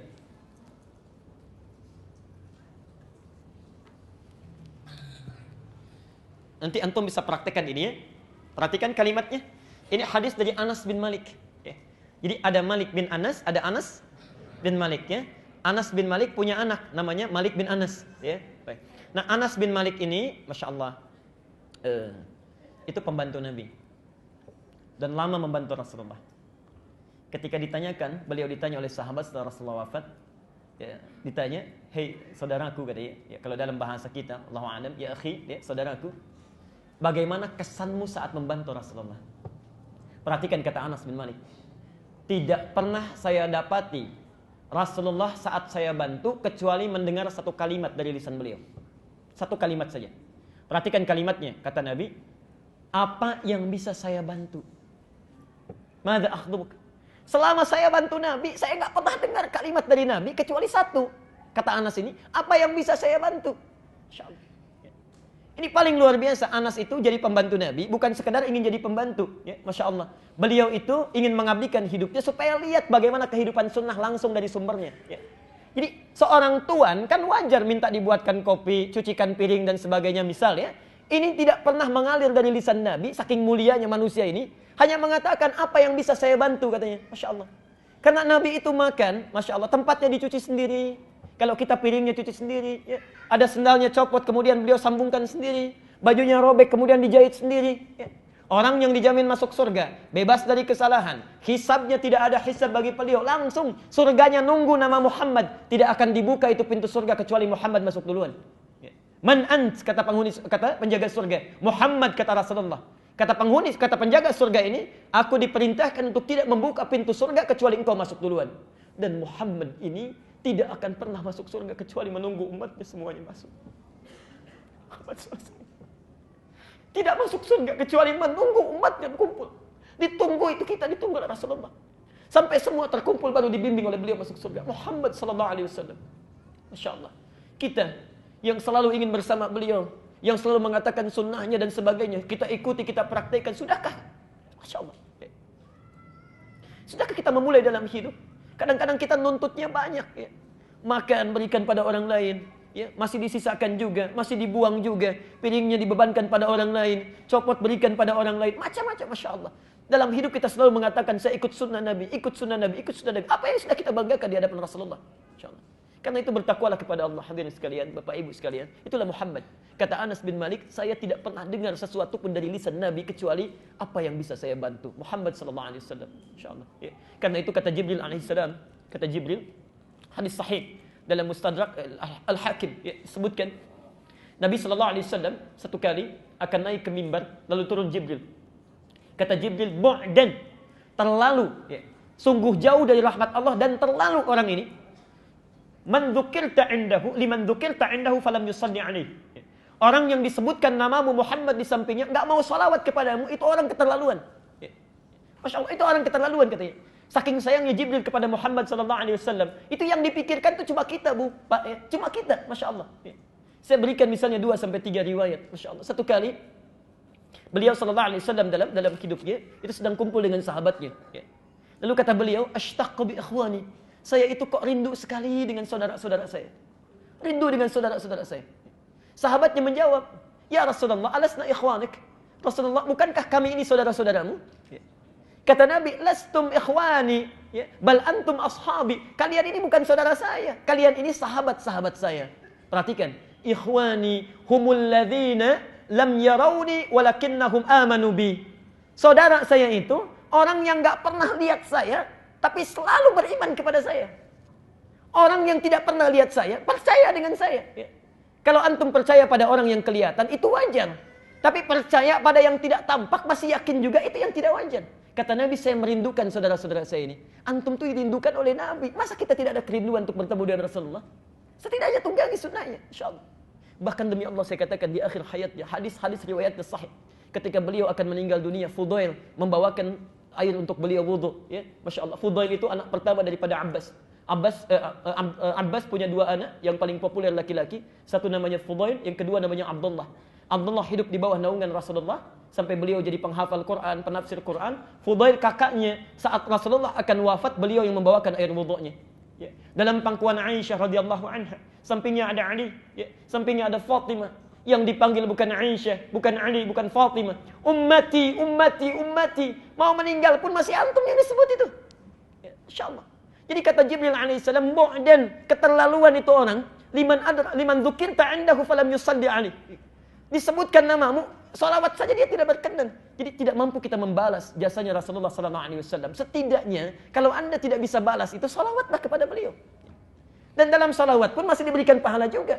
Man shalla alayya salatan wahidah, sallallahu alaihi asyra. Masya Allah. Siapa yang salawat 1 kali saja, aku tidak butuh itu. Ya, cuma dengan salawat itu Allah akan memberikan 10 kali lipat kebaikan kepada orang itu. Ya. Di Bapak Ibu sekalian, itulah Muhammad sallallahu alaihi wasallam. Nah, kata Anas bin Malik, la ghadwatun fi sabilillah. Ya.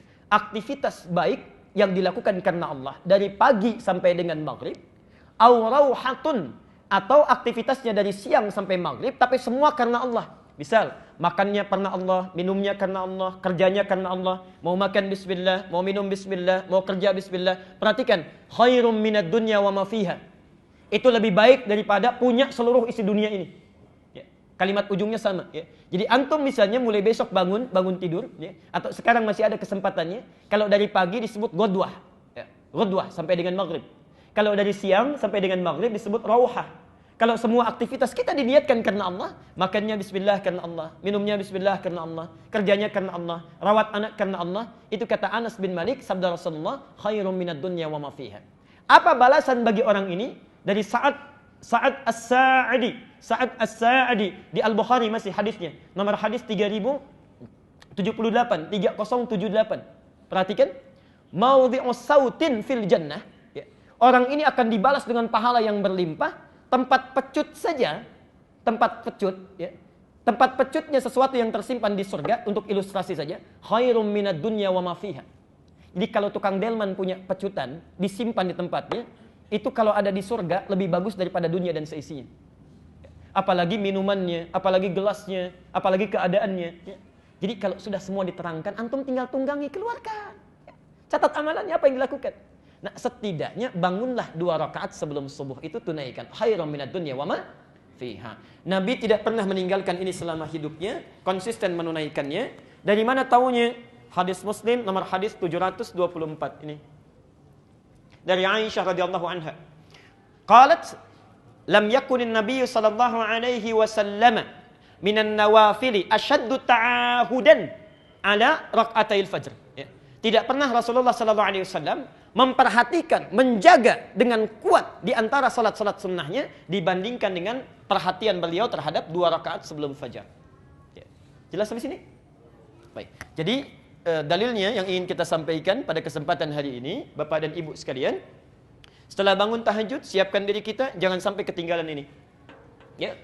Walaupun bangunnya kesiangan, hadis sahih. Walaupun bangunnya kesiangan misalnya, ini salat yang agak istimewa. Lakukan ini dulu 2 rakaat. Ya. Lakukan ini dulu 2 rakaat, baru kemudian salat subuhnya. Jelas sampai di sini? Baik. Yang terakhir, lalu kita berhenti dulu di sini. Yang terakhir, di mana Nabi mengerjakannya? Di masjid atau di rumah? Dari mana taunya? Nah, ini persoalan. Ayo, yang bilang di rumah angkat tangan. Berapa? Yang bilang di masjid angkat tangan. Yang tidak angkat tidak jelas ini semuanya. Ya. Masya Allah. Alhamdulillah. Perhatikan sini. Ya, kita lihat hadisnya dulu ya.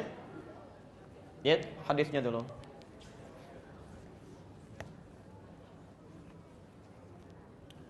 Ada di hadis Zaid, setidaknya 3 hadis kita kumpulkan ya, 3 hadis kita kumpulkan. Satu dari Zaid bin Thabit, orang-orangnya. Satu Zaid bin Thabit. Maaf ya, barangkali agak kurang jelas. Dari Zaid bin Thabit ada 3 hadis. Nah, rumus dalam ilmu hadis, kalau ada satu amalan sifatnya, dalilnya cuma satu, contohnya satu, artinya itu contoh yang paling jelas. Tidak boleh kita mengambil cara lain-lain lagi. Tidak perlu kreatif. Jadi kalau misalnya satu amalan, hadisnya satu, contohnya satu prakteknya. Jangan cari dalil lain lagi, jangan cari contoh yang lain lagi. Ini yang paling bagus, gak usah kreatif. Ya. Contoh, lihat sini. Hadis dalam sholat, saat mengangkat tangan itu, sampai dengan meletakkan di dada misalnya, dari takbir, kalau cara takbirnya ada 2. Dari yang sejajar dengan bahu, hadwaman kibaihi, kemudian sejajar dengan daun telinga. Tapi sama semua saat mengangkat sampai dengan meletakkan, itu cuma satu cara. Dalilnya sahih, ya, kemudian contohnya satu, Allahu Akbar. Kalau dalam satu praktek, contohnya satu, dalilnya satu, artinya semua orang bisa melakukannya. Tidak terbuka peluang untuk menampilkan kreativitas kita. Jadi nggak usah kreatif. Ya. Begitu antum angkat misalnya kan gak enak. Masa sama manusia kanan dulu, sama Allah kiri dulu. Ini harus agak sedikit pendekatannya berbeda. Ya. Allah, Akbar. Kita putar sedikit ya. Supaya kanan duluan masuk, kemudian baru kiri. Itu gak usah kreatif ya. Nanti kita capek sendiri itu. Ya.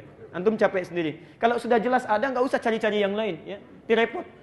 Kelihatan seseorang dibahas, cari dalilnya, diseminarkan, ya, di stadium generalkan. Gak akan ketemu. Jadi capek-capek sendiri. Ya. Tapi kalau dalam satu praktek misalnya, lebih daripada satu hadis, jangan ditafsirkan dari satu hadis saja. Kumpulkan semuanya. Ya. Nanti banyak prakteknya ya. Misal tentang ini saja minimal ada 3 hadis tentang persoalan kita ya. Doa mengangkat tangan ada 30 hadis, bacaan bismillah 70 hadis ya. Masya Allah, isbal ada 143 hadis. Kumpulkan dulu baru kita lihat ya.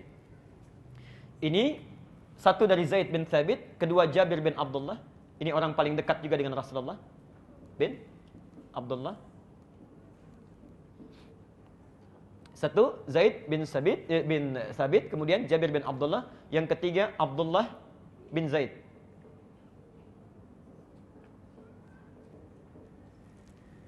Perhatikan sini.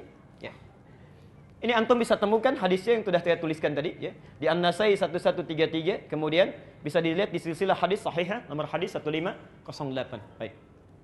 Bapak Ibu sekalian, saya bacakan hadisnya dari Zaid dulu. Ya. Qala Rasulullah sallallahu alaihi wasallam, Rasulullah sallallahu alaihi wasallam satu kali bersabda, ya, di orang-orang itu pada salat sunnah di masjid, lalu Nabi menyampaikan, "Sallu ayyuhan nasi fi buyutikum." Hei orang-orang, kata Rasulullah, ayo cepat salat di rumah aja, di rumah. Ya. Fa inna afdhala salatil mar'i fi baitihi illa al-maktubah. Salat yang terbaik yang dilakukan oleh setiap orang itu lebih bagus di rumahnya, kecuali salat yang fardu, salat wajib. Di salat sunnah ya, dari hadis ini sebaiknya dilakukan di mana? Di rumah. Ya. Adapun salat fardu sebaiknya dilakukan di mana? Di masjid melalui hadis ini. Ya Rasulullah, apakah qobliyah saja? Ya. Apakah qobliyah saja? Tidak. Ternyata ba'diyah juga sebaiknya dilakukan di rumah. Hadis dari Jabir yang ini bin Abdullah. Ya. Hadis dari Jabir bin Abdullah. Kata Rasulullah sallallahu alaihi wasallam, idza qada ahadukumus shalah fi masjidihi, idza qada ahadukumus salata fi masjidihi, kalau seseorang telah menunaikan salat fardu di masjidnya, perhatikan, sudah salat fardu di masjidnya, maka tunaikan, bahasa hadisnya faj'al fi baitihi nasiban min salati, ya. Maka jadikan sisa salatnya itu di rumahnya. Jadikan sisa salatnya di rumahnya. Fa innallaha ja'ilun fi baitihi bis shalah khaira. Karena sungguh Allah Subhanahu wa taala akan memberikan kebaikan-kebaikan pada sisa salatnya itu saat dia berada di rumahnya. Ya. Jadi maksudnya kata para ulama, supaya di rumah itu banyak tempat sujudnya. Ya. Ramai dengan ibadah. Itu yang akan nanti memberikan kesaksian pada kita di akhirat nanti. Karena mulut terkunci, tangan diikat, cuma nanti benda-benda yang bersaksi kepada Allah. Idza zulzilatil ardu. Kemudian wa akhrajatil ardu wa qala al insanu. Ayat keempatnya, yauma idzin tuhadditsu. Nah, jadi kata Al-Qur'an, saat bumi ini digoncangkan hancur seluruhnya, manusia pada keheranan, ada apa ini, diwafatkan semuanya, dibangkitkan, semuanya akan diam. Yang bersaksi itu tempat-tempat dan benda-benda yang kita pijak. Yauma idzin tuhadditsu akhbaraha. Ya, benda menceritakan apa yang terjadi. Perhatikan. Antum salat di rumah. Karpetnya sudah kita sediakan, dipakai salat. Itu nanti yang akan bilang kepada kita, ya Allah, saya pernah dipakai sujud oleh orang ini. Tanggal sekian, bulan sekian, jam sekian. Ya. Masya Allah. Jadi jangan hanya ramaikan di masjid, rumah pun ramaikan. Ya. Karena itu ada saran dari para ulama, ini saran sangat bagus Bu ya. Pak, kalau Anda memiliki sesuatu yang baru, pakai dulu untuk kepentingan Allah. Supaya mudah hisabnya. Misal, kita beli baju baru ini, Masya Allah ya. Kemudian setelah digunakan, gunakan dulu untuk Allah. Pakai dulu sholat ya, pakai sholat. Supaya saat ditanya dalam hisab itu ringan jawabnya. Dari mana rizki yang kamu pakaikan itu untuk beli pakaian? Ya Allah, Engkau maha tahu, Engkau bisa melihat dan mengetahuinya dengan pasti. Rizkinya saya dapatkan dari si A yang sangat halal. Dan Engkau ketahui itu. Kemana Engkau gunakan? Ya Allah, pertama kali saya gunakan itu adalah untuk menyembahmu. Dan Engkau paling tahu kapan waktunya, kapan saya gunakan, dengan keadaan apa saya gunakan itu. Masya Allah, ringan. Kita kadang terbalik. Ibu kalau pakai baju baru, dapat baru, digunakan apa dulu? Masya Allah. Kalau nggak kondangan arisan kan? Ya. Itu agak lumayan itu hisabnya. Awal-awal memang pede. Dari mana kamu dapatkan? Ya Allah, dari kerja keras suami saya. Yang keringatnya Engkau ketahui sangat halal dia lakukan. Semuanya lancar-lancar. Kemana Engkau pergunakan? Kondangan ya Allah pertama kali. Nah itu persoalan ya. Persoalan itu. Baik. Lihat. Hadis yang kedua dari Jabir bin Abdullah, ya, maka ramaikan rumah dengan ibadah. Itu salat ba'diyahnya. Jadi kalau yang ada yang tanya qabliyah ini dalilnya, ba'diyah ini dalilnya. Tapi pertanyaannya, apakah semua salat sunnah itu mesti di rumah? Nah, baik. Ditakhsis oleh Nabi, dikhususkan. Lihat pernyataannya, jangan berhenti di sini ya. Rahmatullah. Jangan berhenti di sini. Kalau Anda cuma baca 1-2 hadis saja, akan diambil kesimpulan berarti semua salat sunnah itu mesti di rumah. Perhatikan. Hadis selanjutnya, Abdullah bin Zaid bertanya kepada Rasulullah. Perhatikan pertanyaannya, ya rahmatullah. Ya Rasulullah, wahai Rasulullah, ayyuma afdalu min salati? Ya. Mana yang paling afdal di antara salat saya? Hal salati fil bait amil fil masjid? Am fil masjid? Apakah salat yang saya lakukan di rumah saya atau di masjid? Okay. Apakah salat yang saya lakukan di rumah saya atau di masjid? Karena beliau melihat Rasulullah itu sunnahnya di rumah, kemudian baru ke masjid. Dijawab oleh Nabi. Perhatikan. Lihat jawabannya ya. Ala tara amma aqrabu min baiti? Ya. Ala tara amma aqrabu baiti min masjid? Maaf. Ala tara amma aqrabul baiti min masjid? Tidakkah engkau lihat jarak antara rumahku dengan masjid sedekat apa? Tidakkah engkau lihat jarak antara rumahku dengan masjid sedekat apa? Jelas sampai sini? Jelas ya? Belum selesai kalimatnya. Belum selesai. Maka tunaikanlah salatmu di rumah, ya? Bila tempatmu itu dekat dengan masjid. Ini kalimatnya. Ya, kurang lebih demikian. Saya mau tanya, maaf, rumah Nabi di mana? Kalau ini masjid, rumah Nabi ya di sini. Belakang. Baik, ini isyarat yang cerdas untuk kita baca. Sunnahnya dilakukan di rumah kalau rumahnya dekat dengan masjid. Kalau rumah antum jauh dari masjid, jangan maksa. Dari Tambun ingin hadir kuliah subuh ke sini, salat sunnahnya di sini, nyampe sini kapan? Ya, baik. Jelas sampai sini? Oke. Jadi kita selesai dulu sampai di sini. Kesimpulannya, Bapak Ibu sekalian, amalan Rasulullah sallallahu alaihi wasallam ya, begitu selesai beliau menunaikan tahajudnya itu sampai pada waktu fajar. Jangan sampai tertinggal 2 rakaat fajar ini karena sangat penting dalam kehidupan kita. Kemudian selebihnya, bila antum rumahnya dekat dengan masjid, maka yang paling utama lakukan di rumah. Kemudian tunaikan salat wajibnya di masjid. Bila sekiranya rumah kita jauh dari masjid, maka alangkah lebih baik itu bisa ditunaikan di masjid secara bersamaan. InsyaAllah kita teruskan di pertemuan yang selanjutnya. Bagaimana keadaan Nabi setelah beliau menunaikan salat fajarnya? Apakah langsung salat atau jangan-jangan melakukan aktivitas yang lain terlebih dahulu? Ya. Kemudian apakah setelah salat subuh, bagaimana sifat salat Nabi dalam salat subuh? Ya. Apa yang dibacanya? Bagaimana sifatnya dan sebagainya? InsyaAllah kita akan lanjutkan di pertemuan yang akan datang. Saya kira untuk hari ini Bapak Ibu sekalian, karena waktu kita agak terbatas, ya, kita akan teruskan di pertemuan yang akan datang plus dengan pertanyaan-pertanyaannya. Ya. Atau barangkali ada yang mau ditanyakan? Jelas?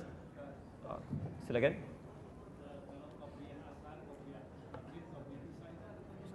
Baik. Jazakallahu khair. Pertanyaan qabliyah asar. Ini agak menggema keluar ya. Enggak apa saya dengar. Pertanyaan qabliyah asar, qabliyah maghrib, qabliyah isya, apakah ada tuntunannya? Nanti kita akan bahas saat sampai pada masanya, ya. Jadi kita baru subuh, bahkan belum subuh Bapak sudah asar itu ya. Tapi kita insyaallah akan masuk ke sana ya. Ada hadis-hadisnya, ada dalil-dalilnya, tapi ketika ada dalil ini apakah Nabi mempraktekkan atau tidak? Bagaimana menimbangnya? Nanti kita akan sampai ke sana ya. Boleh antum tuliskan kalau mau dituliskan, kalau masih ada pertanyaan silakan Pak.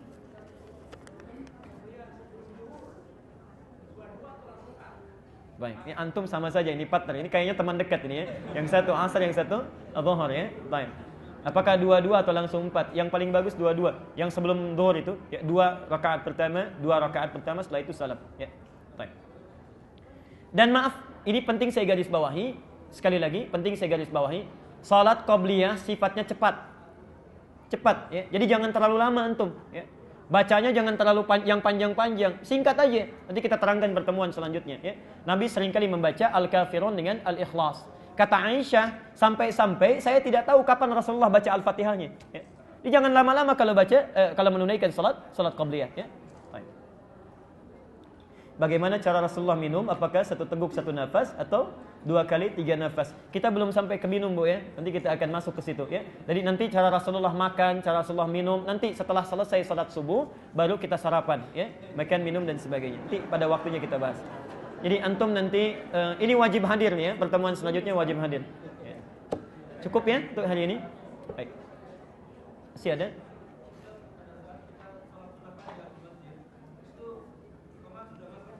Baik.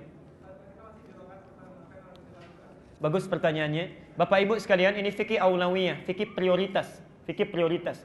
Kita sudah masuk misalnya ke masjid, kemudian kita lihat ketika kita sedang melakukan sholat itu, baru 1 rakaat kemudian iqamat sudah dikumandangkan. Apa yang harus dilakukan? Ya. Pertama, sebelum sampai ke kasus itu, kita harus berkaca diri dulu. Ya. Masuk ke masjid, lihat waktunya masih cukup nggak dengan sholat? Masih cukup tidak? Ya? Nah, hanya persoalan ini barangkali di masjid tidak ada petunjuk waktu. Jadi begitu masuk sholat, tiba-tiba iqamat, apa yang dilakukan? Maka yang dilakukan, lihat dari fikih prioritas, hukumnya dipadukan dulu. Dibandingkan. Hukum sholat subuh apa hukumnya? Wajib. Ya. Sedangkan 2 rakaat sebelumnya? Sunnah. Sunnah bertemu wajib, mana yang paling prioritas? Wajib. Maka gugurkan sholatnya, batalkan, kemudian langsung ikut pada yang wajib. Jelas ya? Pada saat antum memulai saja, pahala sudah diberikan. Masya Allah. Bahkan dalam sholat yang lain, dan dalam amalan yang lain, Rasulullah SAW pernah bersabda, ada orang-orang yang duduk di Madinah, tidak ikut berjuang, tapi dapat pahala jihadnya. Dapat pahala jihadnya. Itu ada di Al-Bukhari. Ya. Jadi saat sedang panggilan jihad, orang sibuk berjihad. Tapi karena ada orang-orang yang sakit, ingin berjuang, tapi karena sakit gak bisa berangkat. Kata Rasulullah, ini orang beruntung, gak berangkat tapi dapat pahalanya. Ya. Dikiaskan oleh para ulama, orang-orang yang membiasakan diri konsisten dalam ibadah, kemudian luput mengamalkannya, maka pahalanya telah diberikan. Misal, antum misalnya selalu sholat qabliyah, ya. Qabliyah zuhur misalnya 4 rakaat, ba'diyah 2 rakaat. Satu kali perjalanan ke Bandung, ya. Istirahat di kilometer 57, tiba zuhur. Ya. Macet kan boleh dikosor ya? Nah, dalam keadaan kosor, maka yang afdal jangan tunaikan sunnah. Ya. Yang wajibnya saja dikurangi, kenapa yang sunnahnya dilakukan ya? Yang wajibnya dikurangi, 4 jadi 2. Masa antum sunnahnya dilakukan juga? Ya? Nah, dalam keadaan demikian, ketika antum meninggalkan sunnah dalam tanda petik, tertinggalkan sunnahnya, padahal sebelumnya sudah konsisten, itu sepakat ulama berdasarkan hadis Nabi, itu pahalanya sudah diberikan. Darurat itu, walaupun tidak dikerjakan. Tapi berlaku pada yang biasa sholat. Yang nggak biasa sholat nggak dapat juga. Ya? Nggak dapat itu. Ya. Baik, ya? Nah, ada kasus yang kedua yang tidak antum tanyakan. Kalau anda datang ke masjid, sudah terlambat sholatnya nih. Ya. Nggak dapat misalnya 2 rakaat sebelum subuhnya itu. Kita kejar-kejar dari rumah sampai ke masjid, imam sudah takbir Allahu Akbar. Maka ini yang unik dari salat subuh. Dari 2 rakaat fajar ini. 2 rakaat fajar ini hadisnya sahih nanti. Nanti kita bahas lebih detailnya pertemuan yang akan datang. Hadisnya sahih. Bagi orang yang terlambat bangun bisa dilakukan itu dulu, baru kemudian salat subuhnya. Bagi orang yang terlambat mengikuti jamaah, maka boleh dilakukan setelah salat subuh itu. Ya. Setelah salat subuh itu. Bisa dengan 2 cara. Cara pertama langsung bangun, selesai salat subuhnya langsung bangun, kerjakan 2 rakaat. Tapi syarat yang pertama ini muqayyad lagi, diikat lagi dengan catatan masyarakat di sekitar sudah mafhum, tahu tentang hukumnya. Ya. Tapi kalau tidak tahu, antum jangan lakukan, jadi fitnah nanti. Ini kayaknya aliran sesat ini lain nih. Setelah subuh ada salat sunnah lagi misalnya, jangan lakukan. Tunggu sampai menjelang duha. Awal duha, ya. Awal duha itu saat matahari lebih 1 tombak, sekitar 12 sampai 15 menit. Hadisnya At-Tirmidzi nomor hadis 586, ya, di situ. Nanti ada ditemukan di sana. Saya kira jelas ya? Jelas semuanya ya? Atau tidak jelas semuanya? Nah.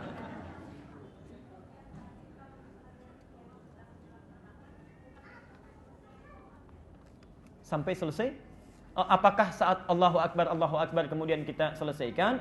Atau misalnya selesai iqamat baru kita selesaikan. Nah, ibu sekalian ya, dan bapak sekalian, yang penting saya sampaikan, iqamah itu sudah panggilan kita untuk menunaikan sholat. Lihat keadaan sholat kita. Kalau antum baru iqamah Allahu Akbar, tadi pertanyaannya masih berdiri, rakaat pertama, rakaat keduanya belum. Maka sebaiknya dibatalkan, karena iqamah itu kan cepat. Ya. Apa bisa antum balapan dengan iqamah? Ya? Yang satu iqamah, yang satu menyelesaikan, kan kacau sholat kita itu. Ya? Pahalanya sudah ada, jangan memaksakan diri. Insya Allah pahalanya ada. Ya? Kecuali kalau antum sedang tahiyat akhir, ya? Sebentar lagi salam, iqamah dikumandangkan, teruskan sampai selesai. Kita prediksikan selesai iqamah kita masih bisa bangkit, itu teruskan. Ya, teruskan. Baik. Sekira cukup ya. Baik. Bapak Ibu sekalian, maafkan saya kalau ada kata-kata yang kurang berkenan. Yang benar semua dari Allah dan Rasulnya. Salah dari saya pribadi mohon dimaafkan. Insya Allah bertemu di kesempatan yang akan datang. Kalau masih sehat, saya juga masih hidup, ya. Dan maafkan saya. Ini penting saya sampaikan. Saya akan umumkan beberapa hal. Yang pertama, Bapak dan Ibu sekalian, insya Allah kita sekitar 2 bulan lagi akan kedatangan bulan Ramadan. Ya. Saya ingin memberikan pesan, jangan terjadi kebiasaan-kebiasaan di masa lalu. Sampai Ramadan baru belajar. Ya. Dan ini selalu terjadi khususnya di tempat kita. Setiap kali Ramadan kok masalah itu aja yang dibahas. Ya itu aja yang dipersoalkan. Kenapa nggak pernah selesai? Jadi antum sebelum Ramadan perbaiki dulu, pelajari dulu, sehingga sampai ketika Ramadan nanti tinggal beramal. Tinggal beramal dan melakukan rencana-rencana amal. Dan itu yang pertama. Yang kedua, alhamdulillah di masjid kita setiap malam Jumat itu merencanakan kajian itu. Jadi nanti kalau antum ada waktunya silakan bisa kita bahas itu. Kita akan selesaikan semua materi sebelum Ramadan. Semua persoalan-persoalan hukum, syarat-syarat dan sebagainya. Sehingga ketika sampai di bulan Ramadan, insya Allah sudah siap kita untuk beramal. Itu pertama. Yang kedua, ini yang paling penting. Maafkan saya minta waktu sebentar. Saya tidak tahu kapan saya hidup, sampai kapan saya hidup. Wallahu a'lam. Barangkali bulan depan juga saya bisa tidak ada. Wallahu a'lam kalau Allah berkehendak. Nah, saya ingin punya harapan esok lusa ada lagi yang bisa meneruskan, ada yang bisa berdakwah dan sebagainya. Saya umumkan pada hari ini, saya mengajak minimal 20 orang. Nanti saya tuliskan syarat khususnya yang insya Allah akan saya didik langsung. Disiapkan menjadi insya Allah ulama di masa yang akan datang. Saya insya Allah sudah menyediakan tempatnya, perangkatnya. Saya butuh 20 orang laki-laki. Saya akan ajarkan langsung. Insya Allah kita akan bimbing, kita akan siapkan, dan mudah-mudahan nanti bisa menjadi orang bermanfaat di masa yang akan datang. Sekiranya saya wafat, ini bisa meneruskan dan bisa juga diteruskan pada yang lainnya. Di itu barangkali kita akhiri dengan doa kifaratul majlis bersama-sama. Subhanakallahumma bihamdika asyhadu an la ilaha illa anta astaghfiruka wa atubu ilaik. Wa akhiru da'wana alhamdulillahi rabbil alamin. Wal 'afwu minkum. Assalamualaikum warahmatullahi wabarakatuh.